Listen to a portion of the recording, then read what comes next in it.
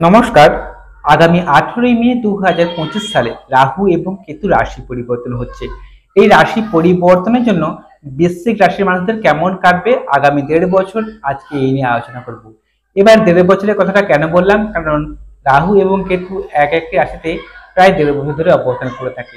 তাই রাহু কেতু রাশি পরিবর্তন বা গোচরের স্থান পরিবর্তন খুব গুরুত্বপূর্ণ ভূমিকা পালন করে থাকে। আজকে শুধুমাত্র বৃশ্চিক রাশির মানুষদের এই রাহু কেতু রাশি পরিবর্তনের জন্য কেমন কাটবে আজকে এই নিয়ে আলোচনা করব। তাই যারা বৃশ্চিক রাশির মানুষ তারা অনুষ্ঠানটি খুব মনোযোগ সহকারে শুনবেন। নমস্কার, আমি অ্যাস্ট্রোলজার প্রণবাচার্য। আপনারা দেখছেন অ্যাস্ট্রোলজার বেঙ্গলি। এই চ্যানেলে আপনাদের সবাইকে স্বাগত জানাই। আপনারা নতুন হয়ে থাকলে চ্যানেলটিকে সাবস্ক্রাইব করবেন, বেল চিহ্ন টিপবেন, অল নোটিফিকেশনে ক্লিক করে দেবেন। এর ফলে আমার প্রত্যেকটি ভিডিও আপলোড করা মাত্রই আপনারা সবার আগে নোটিফিকেশনটি পেয়ে যাবেন। এছাড়া আপনারা যদি আমাকে জন্মহত্যা পূজা করেছেন তাহলে মোবাইল নাম্বার রয়েছে, এই মোবাইল নাম্বারে যোগাযোগ করবেন। শুরু করছি মূল আলোচনায়। বৃশ্চিক রাশির পঞ্চম ভাবে কিন্তু অবস্থান করছে রাহুদেব এবং দশম ভাবে অবস্থান করছে কেতুদেব। এবারে মাফ করবেন, আমার কথাটা ভুল হলো, চতুর্থ ভাবে অবস্থান করছে রাহুদেব এবং দশম ভাবে অবস্থান করছে কেতুদেব। 4th হাউসে রাহু থাকা মানেই পারিবারিক সমস্যা আসবে, গৃহকেন্দ্রিক সমস্যা আসবে, ঘরে মা থাকলে মায়ের সঙ্গে বন্ডিং প্রবলেম বা মায়ের সঙ্গে ঝগড়া বিবাদ সৃষ্টি হবে, বা মা কোনো রকম ভাবে অসুস্থতার শিকার হবে, রোগ হবে, ভুগবে। এমন সমস্যা কিন্তু চতুর্থভাবে রাহু এনে দেয়। আবার চতুর্থভাবে রাহু 2 চাকার গাড়ি, 4 চাকার গাড়ি কিনতেও সাহায্য করে থাকে। রাহু চতুর্থভাবে থাকা মানে আপনার মনের মধ্যে একটা চাপ, টেনশন সৃষ্টি হবে। কোথাও যেন ঘরকে ভালো লাগছে না, মনে হচ্ছে না ঘরের বাইরে আছি, খুব ভালো লাগছে। ঘর থেকে যখন বাইরে থেকে যেন ঘরে এলেন, চারদিক থেকে যেন সমস্যা যেন আপনাকে ঘিরে আঁকড়ে ধরেছে। আপনাকে মনে পালাই কি করেই ঘর থেকে পালাই, এই জিনিসটা তৈরি হবেই। এখন থেকে অলরেডি শুরু হয়ে গেছে,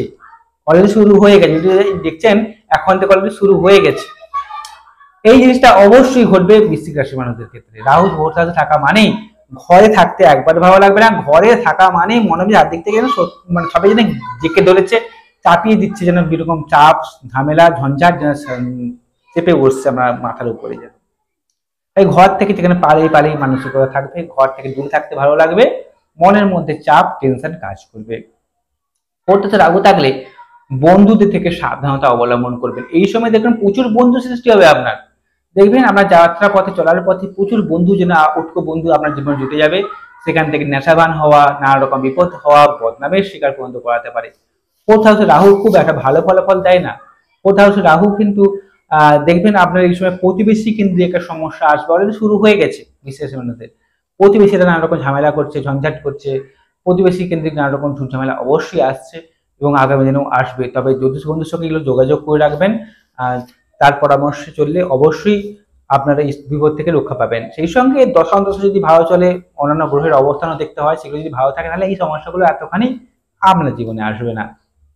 এবারে 4th হাউসে রাহু থাকলে জমি জায়গা কেনার জন্য সময়টা কিন্তু ভালো, জমি জায়গা কিনতে পারেন, এই দিক থেকে কিন্তু খুব ভালো ফলাফল দিয়ে থাকে।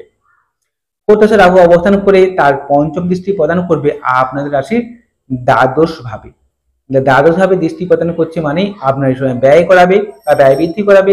আবার দ্বাদশ ভাবে দৃষ্টি প্রদান করা মানেই এই সময় আপনাকে ঘর থেকে দূরে কোনো কর্ম উদ্দেশ্য যাত্রা করাবে, বা ঘর থেকে দূরে যারা কাজ করেন তারা কিন্তু জীবনে সাকসেস পাবেন, সাফল্য পাবেন। দাম্পত্য সুখের কিছুটা হলো হানি করাবে এবং স্বামী স্ত্রীর মধ্যে মনোমালিন্য, ঝুট ঝামেলা সৃষ্টি করাবে রাহু 4th হাউসে থাকার জন্য, এবং পঞ্চম দৃষ্টি প্রদান করতে যাতে হবে এই জন্য এই সমস্যাগুলো এনে দেবে। এই রাহু আবার তার নবম দৃষ্টি প্রদান করছে আপনার রাশি আর লগ্নের সাপেক্ষে অষ্টম ভাবে রাহুর দৃষ্টি মানেই যারা কর্মজীবনে ট্রান্সফার নিতে ইচ্ছুক সময় তাদের জন্য ভালো। যারা গোয়েন্দা বিভাগে কাজকর্ম করেন, কোনো কিছু নিয়ে রিসার্চ করেন, যারা গবেষণামূলক কাজের সঙ্গে যুক্ত রয়েছেন, অ্যাস্ট্রোনমি ইস্যু নিয়ে পড়াশোনা করেন বা শেখান, তারা কিন্তু সাকসেস পাবেন খুব মাত্রায়।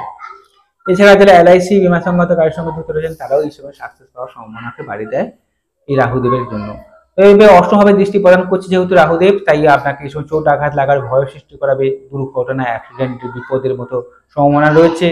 মামলা মোকদ্দমায় জড়িয়ে যেতে পারেন, সেখান থেকে ব্যয় করাবে, ঝুট ঝামেলা, আইনি ঝামেলা জড়িয়ে ফেলতে পারে। যদি এরকম কোনো সমস্যার সম্মুখীন হন তাহলে অবশ্যই জ্যোতিষ সঙ্গে যোগাযোগ অবশ্যই করবেন। কিন্তু আমার ব্যক্তিগত পরামর্শ এটা, আপনার আমার পরামর্শ আপনার কাছে।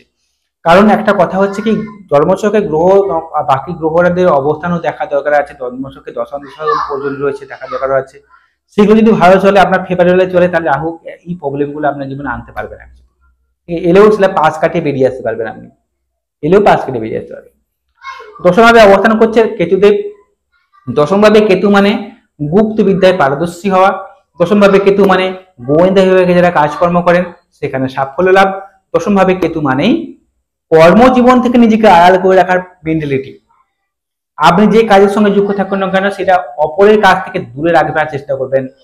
অপরের কাছ থেকে যেটা নিজেকে গোপন করে রাখি, আমি কি কাজ করছি না বাইরের লোকে জানতে না পারে, এই মেন্টালিটি আপনার মধ্যে কাজ করবে। দশমভাবে কেতু থাকলে কিন্তু আপনার কলিগদের সঙ্গে সম্পর্ক হানি হয়, বা আপনার যারা সহকর্মী তারা আপনার পিছনে ষড়যন্ত্র করে গোপন শত্রু বৃদ্ধি করায়। কর্মজীবনে গোপন শত্রু বৃদ্ধি অবশ্যই হবে, সামাজিক স্ট্যাটাস বৃদ্ধি করবে। সামাজিক জীবনেও কিন্তু অনেক শত্রু আপনার জীবনে থাকবে, ঠিক আছে। কিন্তু সেই শত্রু কিন্তু ক্ষতি করতে আপনাকে দশমভাবে কেতু কিন্তু ভালো ফলাফল দিয়ে থাকে। আমার ব্যক্তিগত ভাবে দেখেছি আমি অনেকের, তবে এই দিক থেকে অনেকটাই হেল্প করবে। বাকি গ্রহরা যদি আপনার জন্মছকে ভালো থাকে এবং দশাংশ যদি ভালো চলে, তাহলে এই নেগেটিভ কথাগুলো যে বলছি এগুলো কিন্তু আপনার জীবনে ফলপ্রসূ হবে না, বা হলেও সেটা পাশ কাটিয়ে আপনি বেরিয়ে আসতে পারবেন। তাই জন্মছক সব থেকে বেশি গুরুত্বপূর্ণ, যেটা আমরা বাড়িতে রয়েছে বা ঠিক আছে, সেখানে দেখতে হবে আপনার লগ্ন সাপেক্ষে শুভ গ্রহগুলো কেন্দ্র করে বসছে কিনা, ডিগ্রি করতে হবে কতখানি বলাবল পেয়েছে, নবাংশ চার, দশমাংশ চার, এগুলো দেখে পুঙ্খানুপুঙ্খ তথ্য বলে দেওয়া যায় যে বর্তমান সময় কেমন কাটবে, আগামী দিনগুলো আপনার কেমন কাটবে, বর্তমান সময় আপনি কি কি সমস্যার উপর দিয়ে যাচ্ছেন, কি কি করলে আগামী দিনের সমস্যা থেকে আপনি দ্রুত বেরিয়ে আসতে পারবেন, তা বলে দেওয়া যায় জন্মছক বা ঠিক দৃষ্টি বিচার বিশ্লেষণ করে। তাই অতি অবশ্যই আপনারা আপনাদের জন্মছক বা ঠিক দৃষ্টিকে বিচার বিশ্লেষণ করবেন। আপনারা যদি আমাকে জন্মছক দেওয়ার চান, তাহলে মোবাইল নাম্বার রয়েছে, এই মোবাইল নাম্বারে যোগাযোগ করবেন। যদি অনুষ্ঠানটি ভালো লেগে থাকে চ্যানেলটিকে সাবস্ক্রাইব করবেন। নমস্কার, সবাই ভালো থাকুন, সুস্থ থাকুন।